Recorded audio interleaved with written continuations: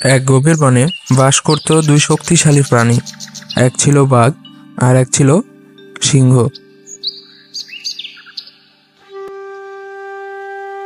একদিন তারা দুজনেই হাঁটতে বের হয়।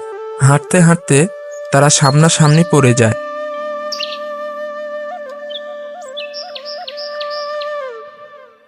সিংহ মনে মনে ভাবতে থাকে সে হলো বনের আসল রাজা। এদিকে বাঘও ভাবতে থাকে সে হলো বনের রাজা।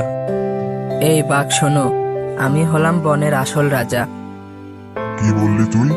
আমি হলাম বনের আসল রাজা। এভাবে তাদের মধ্যে অনেকক্ষণ কথা চলতে থাকে। পরে সিদ্ধান্ত হয় বনের সব পশু পাখি যাকে রাজা বলে মানবে সেই হবে বনের আসল রাজা। আচ্ছা ঠিক আছে, তাই হবে। তারপর তারা দুজন দুদিক চলে যায়।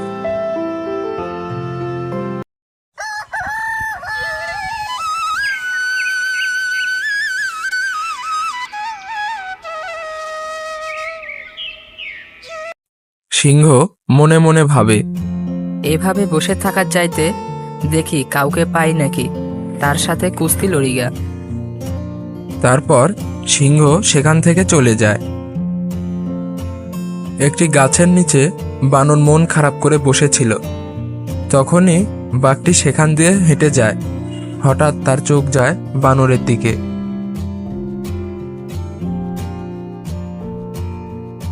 কি হয়েছে বানর ভাই, তুমি এখানে মন খারাপ করে বসে আছো কেন? বাঘ ভাই, আমার কলাটা কেবেন চুরি করে নিয়ে গেছে, তাই মনটা অনেক খারাপ। এই বিষয় আমার সাথে চলো, আবার নতুন করে খুঁজে কলা নিয়ে আসবো। আচ্ছা ঠিক আছে বাঘ ভাই, তাই চলো। তারপর তারা দুজন কলা খুঁজতে বের হয়। আর এদিকে সিংহ যাওয়ার সময় একটি ছাগল দেখতে পায়। ছাগলকে গিয়ে বলে, এই ছাগল শুনছো, তোমাকে এখন আমার সাথে কুস্তি লড়তে হবে। এসব কি বলছো সিংহ ভাই? আমি কেন তোমার সাথে কুস্তি লড়তে যাব? কি, তোর এত বড় সাহস আমার মুখে মুখে কথা? দাঁড়া।